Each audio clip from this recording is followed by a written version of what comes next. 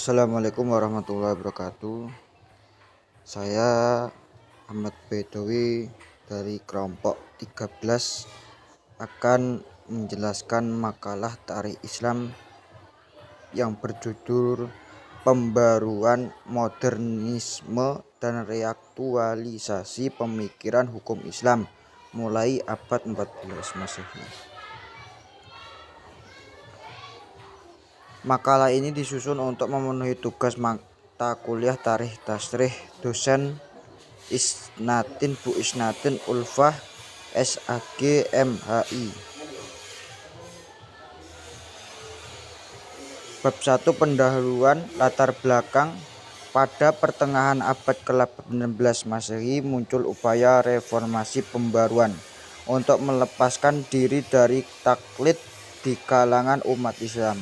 Usaha ini timbul setelah kaum muslimin sadar akan kelemahan dan kemunduran mereka akibat perselisihan di kalangan umat Islam itu sendiri. Di pihak lain ada juga usaha non-muslim yang ikut menyokong kehancuran umat Islam. Bersamaan dengan hal itu, banyak negara Islam dituduh berat di bawah kekuasaannya. Pada pertengahan abad ke-13 Hijriah, di Mesir didirikan berbagai sekolah teknik, militer, kedokteran, apoteker, pertanian, penerjemah dengan tujuan agar pemuda Islam yang terdidik berusaha membangkitkan dunia Islam ke arah peradaban modern. B. Rumusan masalah. Pengertian modernisme dan reaktualisme hukum Islam. Yang kedua, sejarah modernisme dalam hukum Islam. Ketiga, gerakan dan aliran-aliran pembaruan hukum Islam pasca kejumudan dan taklid. 4. Faktor-faktor yang mendorong pembaruan hukum Islam. Bab 2 Pembahasan. Pengertian modernisme dan reaktualisme dalam hukum Islam. Dalam tradisi khazanah intelektual Islam, istilah pembaruan dianggap sebagai terjemah dari kata Arab tajdid dan berubah modernisme dalam terminologi Barat. Menyadari atas kandungan makna negatif sudah barang tentu di samping kandungan makna positifnya. Dalam istilah modernisme, kemudian Harun Nasution memberikan saran terutama pada umat Islam Indonesia sebaiknya agar menggunakan istilah pembaruan saja untuk meninjau pembaruan dalam Islam termasuk di Indonesia. Dengan ungkapan lain, kata pembaruan dianggap lebih tepat dipergunakan oleh umat Islam untuk menunjuk pembaruan dalam Islam ketimbang kata modernisme. Hal demikian itu kemudian direpresentasikan oleh Harun Nasution melalui sebuah judul bukunya Pembaruan dalam Islam. Pemikiran reaktualisasi hukum Islam Munawir Sejajali merupakan sebuah teologi untuk membangun hukum Islam dari masa ke masa yang lebih ditekankan pada masalah substansi dari hukum itu sendiri, dengan tujuan agar mewujudkan rasa keadilan dan kemaslahatan umat. Apabila ditemukan nas yang makna harfiahnya dianggap sudah tidak relevan lagi dengan kebutuhan situasi dan kondisi serta konteks sosial masyarakat yang terus berkembang. B. Sejarah modernisme pembaruan dalam hukum Islam. Modernisme atau pembaruan semula timbul di kalangan masyarakat barat pada sekitar tahun 1950 hingga tahun 1800, di mana penemuan ilmu pengetahuan modern sudah mulai dirintis pada zaman Renaissance.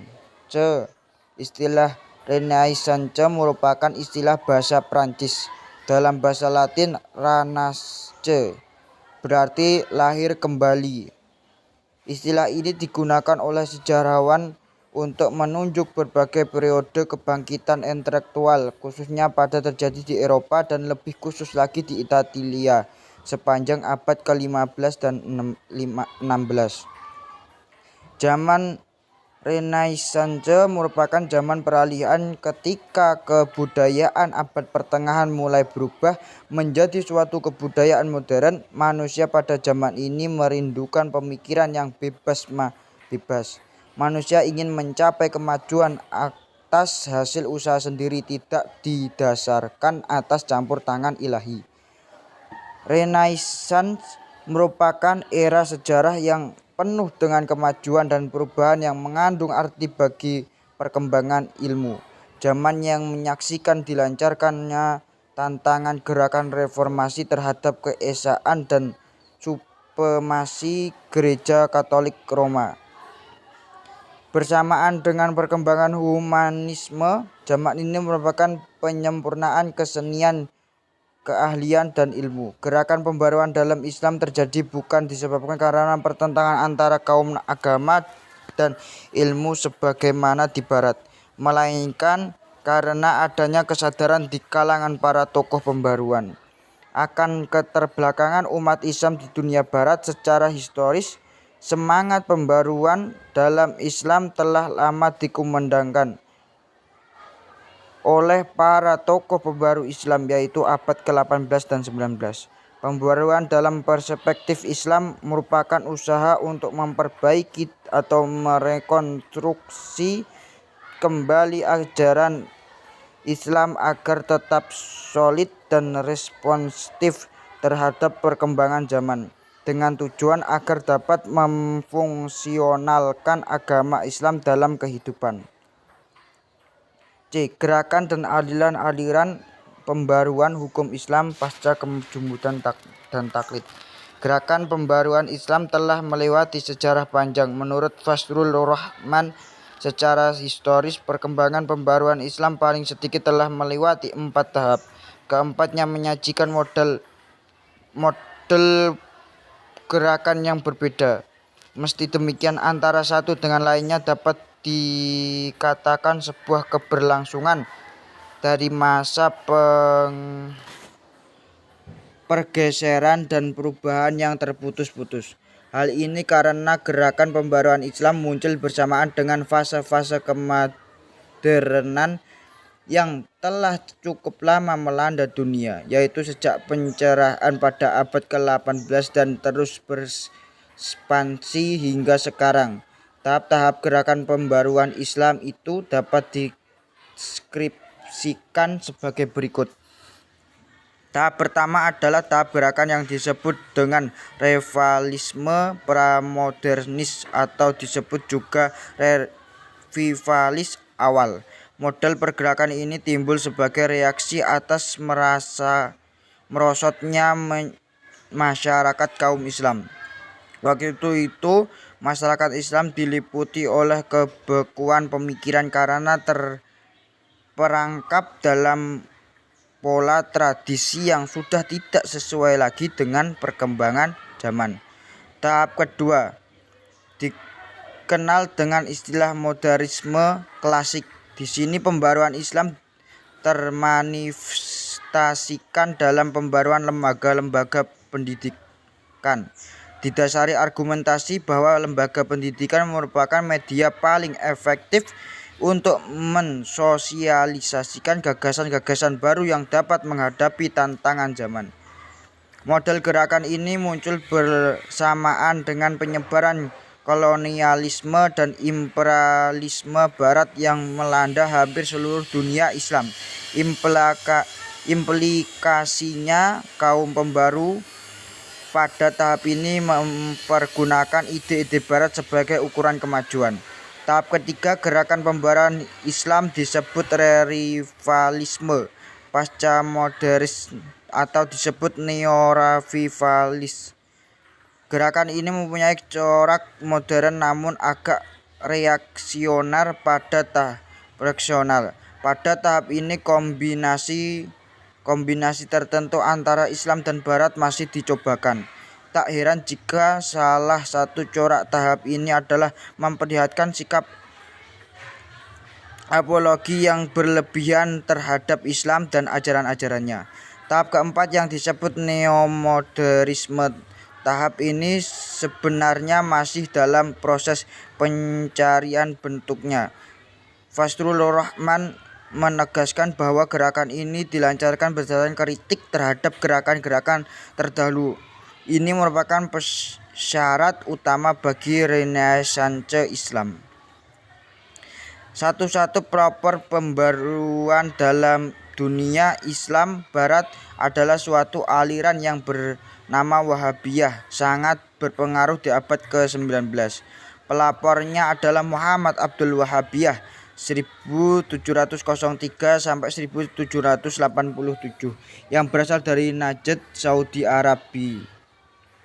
Pemikirannya adalah upaya memperbaiki keadaan umat Islam dan merupakan reaksi dari paham tauhid yang terdapat di kalangan umat Islam saat itu, di mana paham-paham tauhid merupakan telah tercampur dengan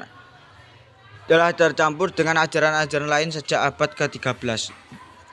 D. Faktor-faktor yang mendorong pembaruan hukum Islam. Pembaruan dan modernisasi di dunia Islam dilatar belakangi oleh beberapa faktor berikut ini. Yang pertama, faktor internal, faktor dari dalam Islam itu sendiri. Yang pertama, paham politik yang dianut kaum muslimin telah bercampur dengan kebiasaan-kebiasaan yang dipengaruhi oleh tarekat-tarekat dan hal lain yang membawa kekufuran. Kedua, sifat jumud dan membuat umat Islam berhenti berpikir dan berusaha. Ketiga, umat Islam selalu berpecah belah, maka umat Islam mempersatukan kembali dengan bangkitlah suatu gerakan pembaruan. Faktor yang kedua, faktor eksternal, yaitu hasil kontak yang terjalin antara dunia Islam dengan dunia Barat. Dengan adanya kontak ini, umat Islam sadar bahwa mereka mengalami kemunduran dan kemodernasi di dunia Islam dibanding dengan Barat. Pembaruan dan modernisasi dilandasi oleh tiga hal berikut. Landasan teologis. Ada dua bentuk keyakinan, yaitu pertama, keyakinan bahwa Islam adalah agama universal. Kedua, keyakinan bahwa Islam agama terakhir yang diturunkan Allah. B. Landasan normatif. Yang dimaksud dengan kajian ini adalah landasan yang diperoleh dari teks nas, baik dari Al-Quran maupun Al-Hadis. Dasar-dasar Al-Quran tentang modernisasi menurut Nur Kholis Majid sebagai berikut. Allah menciptakan seluruh alam ini dengan hak benar, bukan batil palsu. Surat Al-Nahl ayat 3 dan surat C. Landasan historisnya adalah sebagai pijakan bagi kontinuitas gerakan pembaruan Islam kini dan yang akan datang. Bab ketiga, penutup. Kesimpulan. Modernisasi secara etimologi berasal dari kata modern yang telah baku menjadi bahasa Indonesia dengan arti pembaruan, dan juga dapat diartikan proses perubahan untuk memperbaiki keadaan, baik dari segi cara, konsep, serangkaian metode yang bisa diterapkan dalam rangka mengantarkan keadaan yang lebih baik.